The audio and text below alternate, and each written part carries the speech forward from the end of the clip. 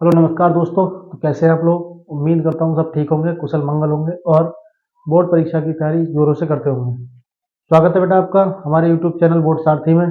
और यहाँ पर हम प्रीवियस ईयर के कक्षा 10 के सभी अनसोल्ड पेपर 2025 के करा रहे थे, जिसमें हमने सेट 1 सेट 2 कर लिया था। अब हमारा सेट 3 के हमने बेटा 1 से लेकर 10 जो सबसे पहले 1 अंक वाले क्वेश्चन आते हैं यानी विकल्प, वो कर लिए थे पार्ट 1 में।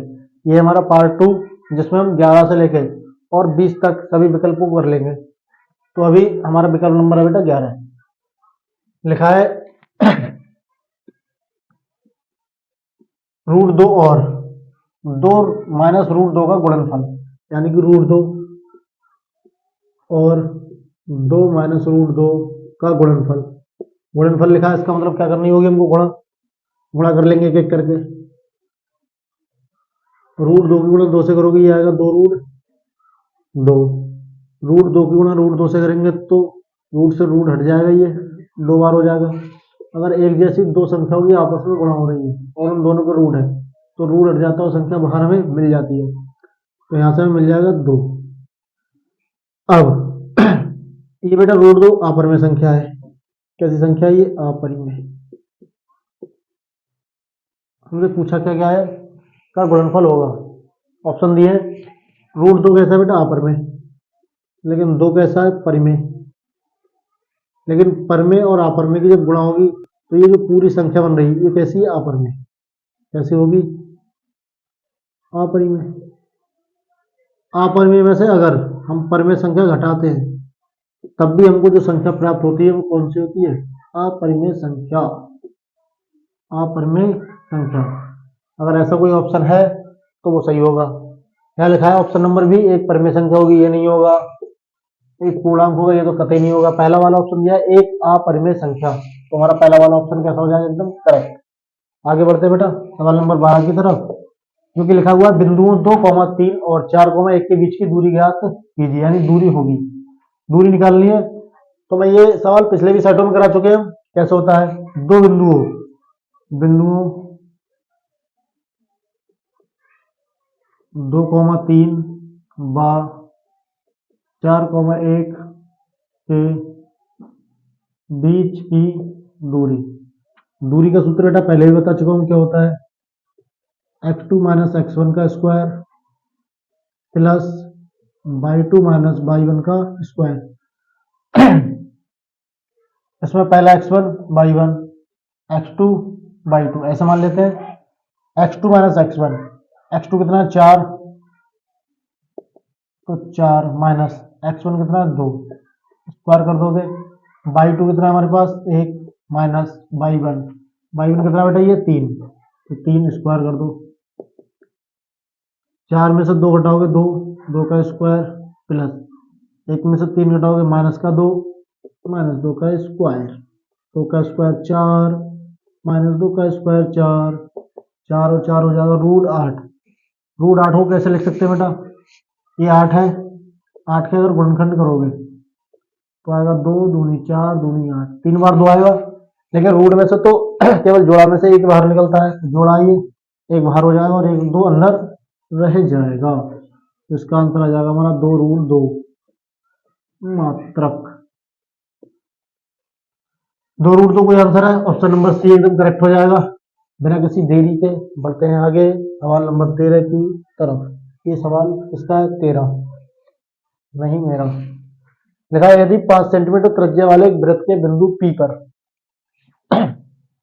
एक वृत्त है, इसकी हमसे कहा गई है त्रिज्या कितनी है? 5 सेंटीमीटर। मान लेना है केंद्र उसका O और इसकी ये त्रिज्या है 5 सेंटीमीटर।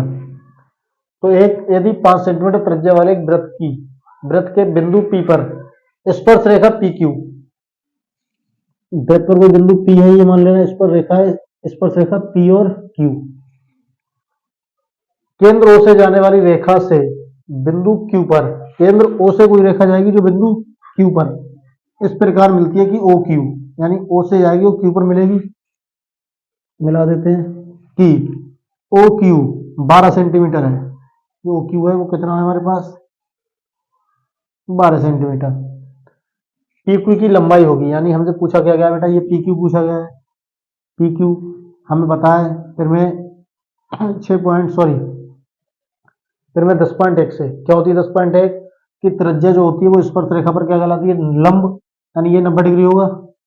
अगर ये 90 डिग्री का कोण है तो ये पूरा जो त्रिभुज है वो कौन सा त्रिभुज कहलाएगा, समकोण त्रिभुज। ऐसा लिख सकते हैं हम, समकोण त्रिभुज, समकोण त्रिभुज ओ पी क्यू में ये कर्ण कहलाएगा, ये क्या कहलाएगा बेटा, लंब, और ये क्या कहलाएगा, आधार। तो आधार निकालने का सूत्र क्या होता है, पाइथागोरस प्रमेय से। ऐसा लिख सकते हैं हम, पाइथागोरस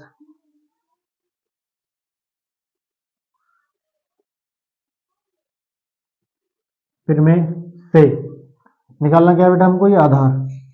आधार कैसे निकालते हैं, बराबर होता है रूट कर्ण के स्क्वायर माइनस लंब स्क्वायर के। कर्ण कितना है हमारे पास में बेटा, 12, तो 12 का स्क्वायर लगा दोगे, माइनस लंब है हमारे पास 5, तो 5 का स्क्वायर, 12 का स्क्वायर 144, 5 का स्क्वायर 25। 144 में से 25 घटाना है, 144 में से कितना घटाना है, 25। 144 में से 25 घटाओगे तो कितना आएगा बेटा, 119। और 119 किसी का भी रूट होता नहीं है, तो आंसर हमारा कितना रह जाएगा, केवल 119 मात्र, किसी पूर्ण संख्या का ये रूट नहीं है। तो 119 ऑप्शन नंबर कौन सा हो जाएगा हमारा, बी एकदम करेक्ट। उसके बाद बढ़ते हैं बेटा, सवाल नंबर 14 आइए बेटा। लिखा है चित्र में डीई समांतर है बीसी के। ये जो डीई है वो समांतर है किसके, बीसी के। यदि एडी बराबर 3, एडी की जगह दिया है 3, डी बराबर 4, ये जो डी है ये कितनी दी है 4, डी बराबर दिया है 1.5, तो दिया हमको 1.5। बीसी का मान हमको निकालना है, यानी ये नीचे वाली जो भुजा है ये निकाल के दिखानी है। तो इसको कैसे करेंगे बेटा, ये वाला मैं आप लोग स्क्रीनशॉट ले लो तब तक, फिर आगे बढ़ते हैं। अब जो उम्मीद है आपने स्क्रीनशॉट ले लिया होगा या फिर लिख लिया होगा, इससे मिटा देता हूँ क्योंकि ये नीचे तो आएगा नहीं, तो ऊपर कर लेंगे, यहाँ इसे मिटा दे रहा हूँ। अगर किसी ने अभी नहीं लिखा है तो स्क्रीनशॉट लेके लिख लेना।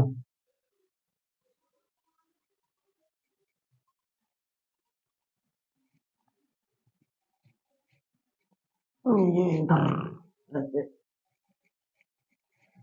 इसको कर लेंगे ऊपर। अब कैसे करना है, हमारे पास चित्र दिया बेटा, इसमें दिया है कि एडी का अनुपात दिया है, सॉरी एडी बराबर दिया है, डीबी बराबर दिया है, और ये बीच वाली भुजा दे देंगी, तो हेल्प में लगाएंगे, उसके बाद करेंगे इसको हल। तो हमारे पास बनना है बेटा दो त्रिभुज, कौन कौन से, एक तो बन रहा है ये छोटा वाला, ये बन रहा है, और एक बन रहा है ये पूरा पूरा ये वाला, ये ऐसे ये पूरा त्रिभुज बन रहा है। त्रिभुज है दो, तो लिख देंगे त्रिभुज, छोटा वाला ले लो ए डी ई, त्रिभुज बड़ा वाला ए बी सी में। क्या करेंगे, हमें दिया है, क्या दिया है कि जो डीई है वो समांतर है बीसी के। इसका मतलब थेल्स प्रमेय से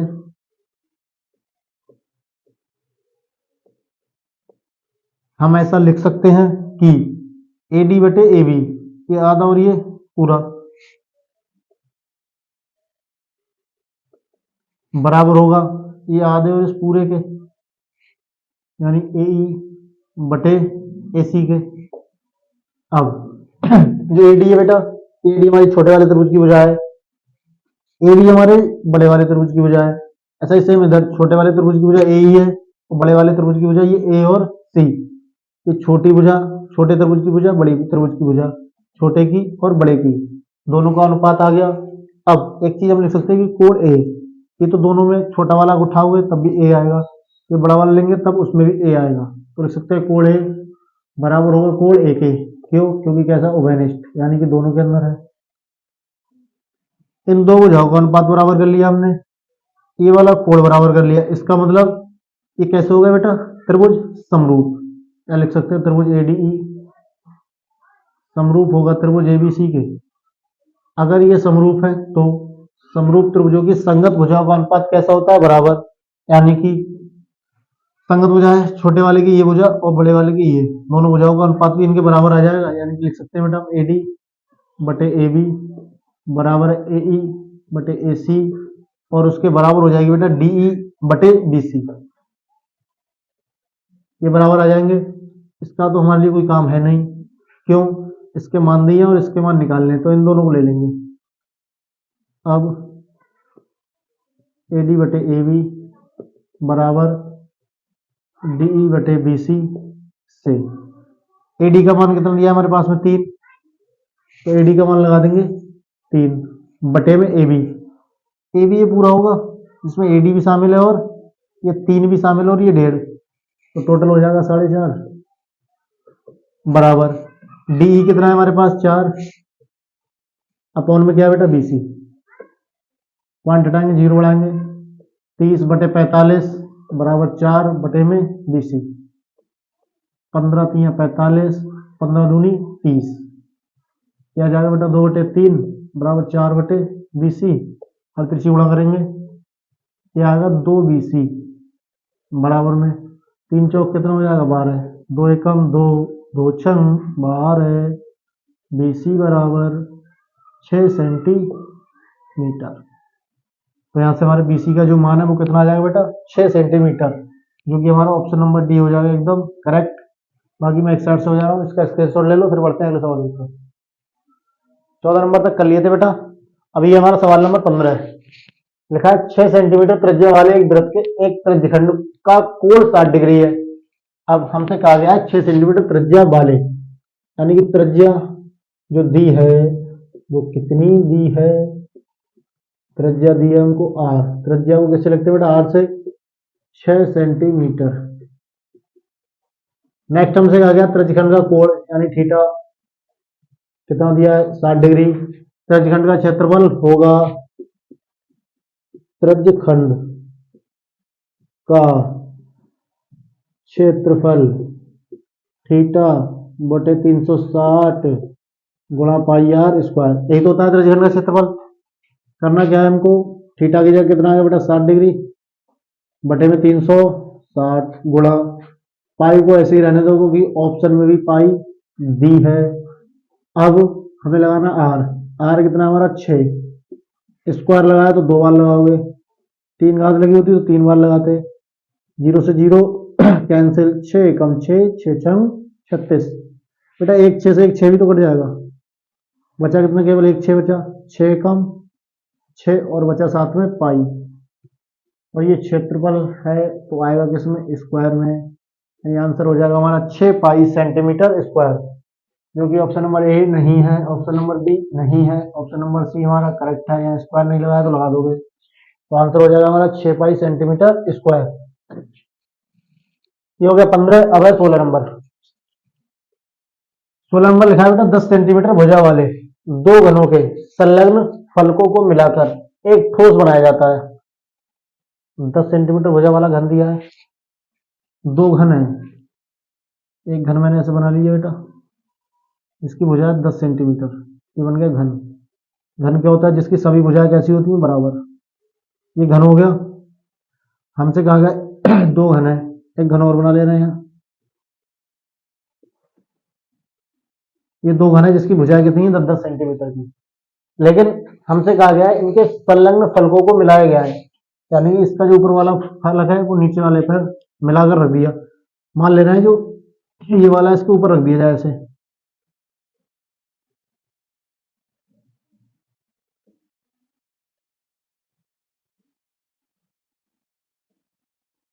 ऐसे बना लूंगा इसको। ये हमने ऊपर लगा दिया, ये एक के ऊपर दूसरा रख दिया। अब जैसे इसको ऊपर रखोगे होगा क्या? भुजा कितनी थी? 10, यानी ये नीचे वाला है जो इसकी भुजा कितनी थी? 10, और 10 का ये ऊपर रख दिया, तो टोटल ये दूरी कितनी हो जाएगी? 20 हो जाएगी। 10 ऊपर वाले की और 10 नीचे वाले की। हमसे कहा गया था जो भुजाएं हैं इनकी वो टोटल कितनी 10-10 की हैं। ये वाला जो हिस्सा है चौड़ाई जो, वो भी कितनी होगी? 10 सेंटीमीटर की। जो बेटा ये लंबाई है ये भी कितनी होगी? 10 सेंटीमीटर, ऐसा ही तो होगा 10 10 10। अभी जिसकी सभी साइडें कैसी होती हैं बराबर, वो कहलाता है हमारा घन, लेकिन जिसकी लंबाई चौड़ाई ऊंचाई अलग अलग होती है वो कहलाता है घनाभ। क्या कहलाता है? घनाभ। हमसे कहा गया इससे प्राप्त घनाभ का पृष्ठीय क्षेत्रफल होगा, तो हमें निकालना है बेटा घनाभ का पृष्ठीय क्षेत्रफल। घनाभ में तीन चीजें होती है, लंबाई चौड़ाई और ऊंचाई। लंबाई को किससे लिखते हैं? एल से। लंबाई हमारे पास कितनी दी है? 10 सेंटीमीटर। चौड़ाई को लिखते हैं बी से। चौड़ाई कितनी दी है? 10 सेंटीमीटर। फिर क्या चाहिए? ऊंचाई।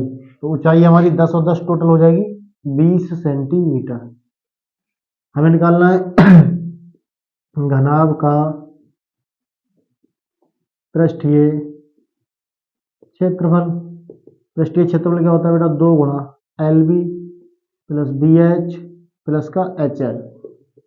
2 एल बी, एल के साथ बी की गुणा कर दो, एल और बी यानी 10 गुणा 10 प्लस बी एच, बी कितना है? 10, एच कितना है? 20, तो 10 गुणा 20 प्लस एच एल, एल कितना है हमारे पास? 20, ये हो जाएगा हमारा 20। उसके बाद है हमारे एल, एल का मान कितना है बेटा? 10, तो यहाँ कितना लगा दो? गुणा 10। करना क्या है? करना है कुछ काम। ये 10 गुणा 10 कितना हो जाएगा मेरे लाल? 100।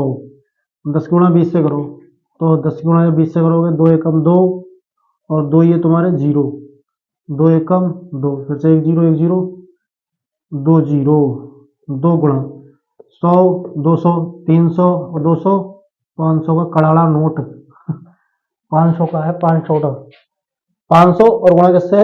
2 से, तो 500 दूनी 1000। हमसे क्या था ये पूछा है? क्षेत्रफल, तो आएगा सेंटीमीटर स्क्वायर में। तो अगर जिसका ऑप्शन देख लेना कौन सा? 2 1200 नहीं होगा, 1800 नहीं, 2000 नहीं, 1000 एकदम कड़ाड़ा कड़ाड़ा।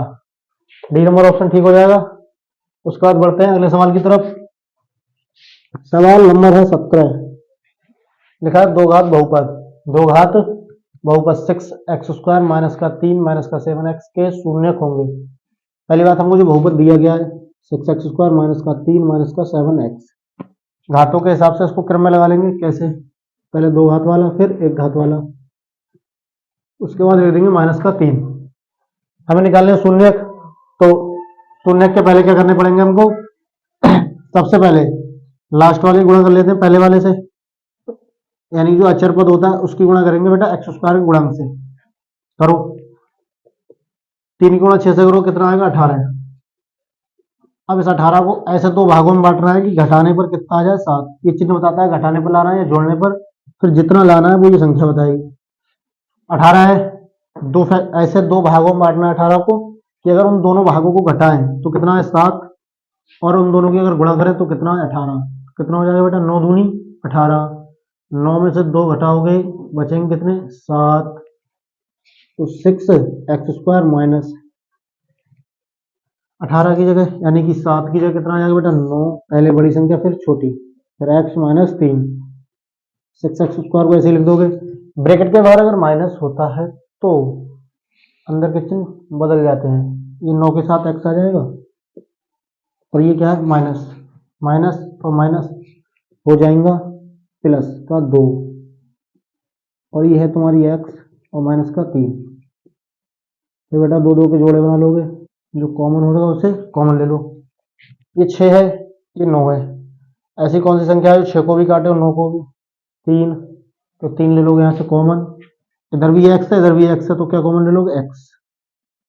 3 दूनी 6, एक x भाग गई, एक बची, माइनस का 2, 3 तियां 9, तुम्हारी x ने तुम्हारा साथ छोड़ दिया, आ गई 2x माइनस 3। जैसा ब्रैकेट ये है सेम ब्रैकेट लिखिए। जब भी ऐसा कुछ सेम मिलेगा तो बेटा केवल एक कॉमन लोगे और कुछ नहीं। 2x माइनस 3 कर लोगे एक जैसे वाले एक बार, और 3x प्लस 1 एक बार। हमें निकालने शून्यक, तो शून्यक के लिए बेटा दोनों को बराबर करना पड़ेगा किसके? 0 के। 2x माइनस 3 बराबर 0, तो यहाँ से 3 उधर ले जाओगे प्लस का हो जाएगा। 2x के साथ गुणा में था, बटे में लाओगे किस में हो जाएगा? भाग में। आगे बेटा 3x प्लस 1 बराबर क्या कर लेंगे 0। x का मान निकालोगे, ये 1 प्लस का इधर आ किसका होगा माइनस का, 3 गुणा में है कहाँ आएगा भाग में, तो x बराबर आ जाएगा 1 3/2, एक आ जाएगा माइनस का 1/3 है कहीं 3/2 और माइनस का 1/3, ये करेक्ट हो जाएगा ऑप्शन नंबर बी। ये आप लोग स्क्रीनशॉट ले लो चाहे नोट कर लो। उसके बाद बढ़ते हैं अगले सवालों की तरफ। सवाल नंबर 17 तक कर लिया था बेटा हमने, अब हमारा सवाल नंबर 18 है, इसका भी पोस्टमार्टम कर ही देते हैं फिर। लिखा है रैखिक समीकरण युग्म 4/3x प्लस का 2y बराबर 8, 2x प्लस 3y बराबर 12 के हलों की संख्या क्या होगी। हमने दो चर वाले रैखिक युग्म पढ़े होंगे, चैप्टर नंबर है हमारा 3, उसमें पढ़ते हैं बेटा अनुपात हम किसका a1/a2, b1/b2 और c1/c2। तो हमको मान चाहिए a1a2 b1 b2 और c1 c2, तो इनके मानक रूप से तुलना कराएंगे। पहली बात समीकरण देख लेंगे क्या क्या लिखी हुई, ये 4/3x प्लस 2y और बराबर में 8 है, बराबर में कोई संख्या रखी नहीं जाती, उसको उठा के धर ले आओ तो हो जाएगा 4/3x, ये माइनस का हो जाएगा 8 बराबर में 0।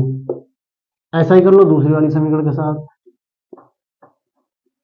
ये 2x प्लस 3y और ये -12 बराबर 0।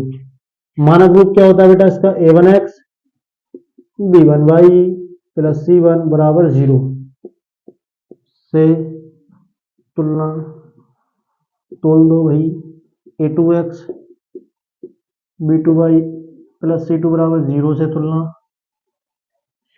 x इधर भी x के साथ a1, तो a1 का मान हो जाएगा 4/3, होगा कि नहीं आप कहेंगे जी सर होगा।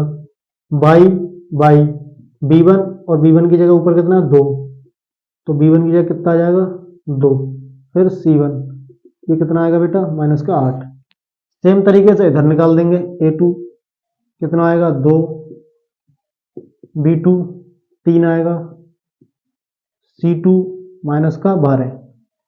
अब अनुपात निकालो, पहले निकाल देंगे a1/a2, a1 का मान 4/3, a2 का मान 2 बराबर 4, ये 3 भी नीचे पहुंच जाएगा बेटा, ये हो जाएगा 3 और बट्टे में कितना है 2, 2 दूनी 4, a1/a2 आ जाएगा हमारे पास 2/3।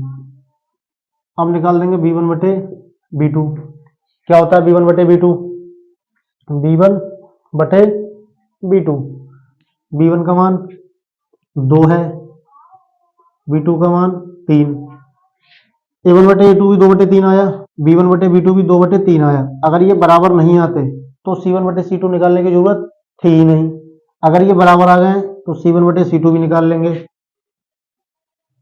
c1 का मान कितना है हमारे पास माइनस का 8, c2 का मान माइनस का 12 है, माइनस से माइनस कैंसिल, ये बचा 8/12, 4 के पहाड़े में 8 आता है, 4 के पहाड़े में 12 भी आता है, 4 दूनी 8, 4 तियां 12, c1/c2 भी आएगा हमारा 2/3। यहाँ a1/a2 बराबर आया है किसके b1/b2 के, क्योंकि a1/a2 भी कितना 2/3, b1/b2 भी कितना है बेटा 2/3, c1/c2 भी कितना है 2/3, तीनों मान कैसे आए बराबर। अगर ये तीनों मान बराबर होते हैं तो क्या होता है बेटा, जो रेखाएं होती हैं हमारी वो कैसी होती है संगत, कैसी होती है संगत होती है पहली बात। दूसरी कैसी होंगी ये संपाती, संपाती का मतलब जिन जिन पॉइंटों पे यानी जिन जिन बिंदुओं पे एक रेखा जाएगी सेम बिंदुओं पर दूसरी रेखा भी चलती होगी। संपाती यानी एक के ऊपर एक, एक के ऊपर एक। जब वो संपाती हैं तो जो भी बिंदु होंगे पहली वाली रेखा पर ठीक उसके ऊपर दूसरी रेखा जाएगी, यानी उसके सभी बिंदुओं को काटती रहेगी। जब सभी बिंदुओं पर काटेगी तो हल भी तो बहुत ज्यादा आते रहेंगे, यानी कि जब भी तीनों अनुपात बराबर आते हैं तो उसके हल होते हैं अनेक हल, अनेक हल। इसके दो प्रावधान हो रहे हैं, एक कौन सा है a1/a2 बराबर नहीं आता है b1/b2 के, अगर ये आ गया तो रेखा समांतर होती है, केवल कितने हल होते हैं अद्वितीय हल, यानी केवल एक हल, उसे बोल सकते हैं हम केवल एक हल। अगर a1/a2 बराबर होता है B1 बटे B2 के, लेकिन बराबर नहीं होता C1 बटे C2 के। तो ऐसी स्थिति में कोई हल नहीं होता और रेखाएं होती हैं बेटा समांतर, कोई हल नहीं होगा। अभी हमारे कितने हल आएंगे बेटा? अनेक हल। अनेक हल वाला कोई ऑप्शन? केवल एक, अनेक यानी अनंत। कितने हल होंगे? अनंत हल होंगे, जिनकी कोई गिनती ही नहीं है। तो ऑप्शन नंबर बी सही हो जाएगा, ये भी गलत है। आ गया सवाल नंबर 19। लिखा है बेटा दो घात समीकरण कितनी दी हमको? 3x² माइनस 4√3x प्लस 4 बराबर 0। विभक्त कर निकालना है। क्या होता है विभक्त कर? d बराबर b² माइनस का 4ac, यानी कि विभक्त कर निकालने के लिए b चाहिए, a चाहिए और c। कैसे निकलेगी? पहले इसकी तुलना करा देंगे इसके मानक रूप से, x² plus bx plus c बराबर 0 से। x² के साथ 3 है, यहाँ पर a है, a का मान 3, b का मान माइनस का 4√3 होगा। क्यों? b के साथ x है, यहाँ x के साथ कितना है बेटा? माइनस का 4√3। उसके बाद c बराबर कितना आएगा? 4। हमें निकालना है विभक्त कर। इसका मतलब क्या निकालना है? d b² minus 4ac, b का मान है माइनस का 4√3 का स्क्वायर, 4 गुणा a का मान 3, c का मान 4। बेटा 4 का स्क्वायर करोगे 4 चौक 16, √3 से यानी रूट से स्क्वायर कैंसिल हो जाएगा, कितना बचेगा? केवल 3। ये हो जाएगा 4 तियां 12 चौक 48, ये 16 तियां कितना होगा बेटा? 48 और माइनस 48, 48 से 48 कैंसिल, आंसर आएगा 0। तो विभक्त कर हो जाएगा हमारा 0, जो कि ऑप्शन नंबर सी है। अगर समझ आया तो अच्छी बात, नहीं आया तो और अच्छी बात, क्योंकि कमेंट में बताओगे फिर हम बताएंगे। अगला हमारा 20 नंबर, ये लास्ट ऑप्शन है बेटा, इसको भी निपटाओ। लिखा है 3 प्लस √2, 3 प्लस 2√2, 3 प्लस 3√2 का सार्वांतर, यानी कि पूछा हमसे डी सार्वांतर। सार्वांतर को बोलते हैं डी शॉर्ट में। होता क्या है? ये दूसरे पद से पहला पद घटा दो। दूसरा क्या है? 3 प्लस √2, पहला कितना है बेटा? माइनस का 3। कोई से दो पद उठाओगे और आगे वाले में से पीछा वाला घटा दोगे। यहाँ पर दो पद मैंने नहीं उठाया, आगे वाला कितना था? 3 प्लस √2, उसमें से मैंने घटा दिया कितना? पहला वाला घटाया, ये प्लस का 3 और माइनस का 3 कैंसिल हो जाएगा, बचेगा कितना केवल बेटा? √2। तो हमारा सार्वंतर आ जाएगा √2, जो कि ऑप्शन नंबर डी ठीक है। आप जीतते हो 7 करोड़। बाकी बेटा मिलते हैं अगले पार्ट में, और तब तक जुड़े रहिए हमसे अच्छे अच्छे सवालों के लिए। थैंक यू, धन्यवाद, बाय बाय, टाटा, सत श्री अकाल।